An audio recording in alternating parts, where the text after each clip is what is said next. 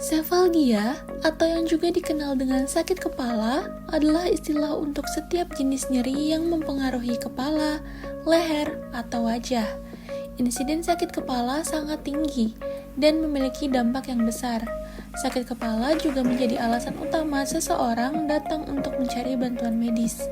Diagnosis sefalgia dibuat berdasarkan anamnesis yang mendalam, pemeriksaan fisik menyeluruh, dan neuroimaging.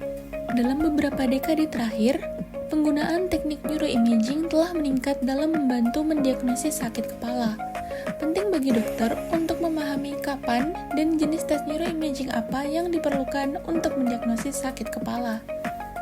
Dalam mendiagnosis sakit kepala, perlu dilakukan anamnesis, pemeriksaan neurologis, serta screening yang baik dengan mengidentifikasi faktor resiko agar dapat menentukan jenis sakit kepala dan pemeriksaan diagnostik yang diperlukan. Sakit kepala diklasifikasikan menjadi sakit kepala primer, sekunder, dan sakit kepala lain yang tidak dapat diklasifikasikan. Sakit kepala primer misalnya pada migrain, TTH, dan trigeminal autonomic scephalgia. Sedangkan sakit kepala sekunder misalnya seperti trauma atau cedera kepala dan leher, cranial vascular disease, infeksi, dan gangguan hemostasis. SNOP-10 adalah akronim yang digunakan dalam praktik klinis untuk membantu mengidentifikasi tanda-tanda peringatan pada pasien yang mengalami sakit kepala. Tanda-tanda ini penting untuk menentukan apakah sakit kepala tersebut memerlukan evaluasi lebih lanjut atau bisa jadi tanda kondisi serius. SNOP-10 diantaranya terdiri dari S, sistemik, yaitu pertimbangan gejala sistemik seperti demam, penurunan berat badan, atau kelemahan yang menunjukkan adanya infeksi. N, neurologis, yakni adanya tanda-tanda yang menunjukkan gangguan sistem saraf pusat seperti kelemahan, kehilangan penglihatan, atau kesulitan berbicara. O, onset, perhatikan onset sakit kepala. Sakit kepala yang muncul secara tiba-tiba dan sangat parah bisa menjadi tanda perdarahan intrakranial atau kondisi serius lainnya. Sedangkan P yakni previous, progresif, posisi, dan papilledema. Mengingat kurangnya data pasti, penting untuk mempertimbangkan dilakukannya neuroimaging dalam beberapa situasi, yaitu perubahan signifikan dalam pola, frekuensi, atau tingkat keparahan sakit kepala, peningkatan sakit kepala progresif meskipun sudah mendapatkan terapi, tanda atau gejala neurologis vokal, onset sakit kepala dengan aktivitas fisik, dan onset sakit kepala setelah usia lebih dari 40 tahun. Modalitas-modalitas dalam neuroimaging. X-ray. Sinar X terdiri dari radiasi pengion yang dihasilkan oleh mesin sinar X yang melewati pasien untuk menghasilkan gambar pada film. Ultrasound. Menggunakan gelombang suara frekuensi tinggi untuk pencitraan.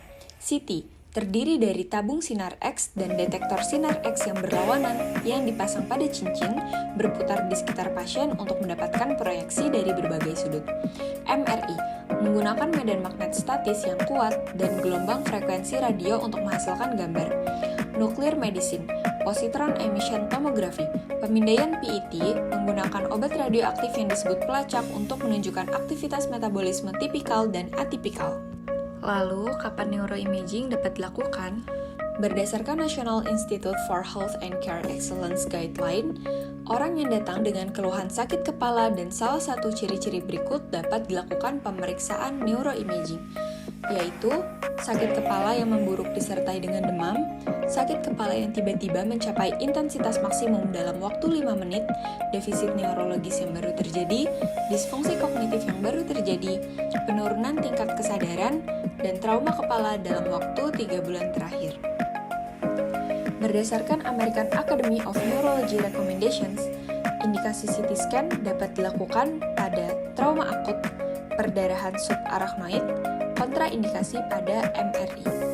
Indikasi MRA atau magnetic resonance angiography dapat dilakukan pada sakit kepala seperti tersambar petir, riwayat keluarga yang mengalami aneurisma, sakit kepala yang sifatnya terus-menerus ipsilateral atau progresif. Gradient echo sequence dapat dilakukan pada riwayat trauma kepala, sakit kepala seperti tersambar petir, riwayat keluarga dengan malformasi vaskular atau aneurisma. Gadolinum dapat dilakukan pada sakit kepala yang memburuk dengan latihan manuver falsafa, sakit kepala tipe cluster, atau neurologis. Efektivitas imaging dalam mendiagnosa sakit kepala.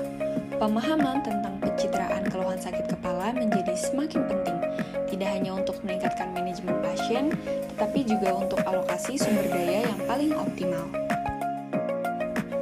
Kesimpulannya, pedoman neuroimaging tidak merekomendasikan kontras rutin dalam pemeriksaan sakit kepala.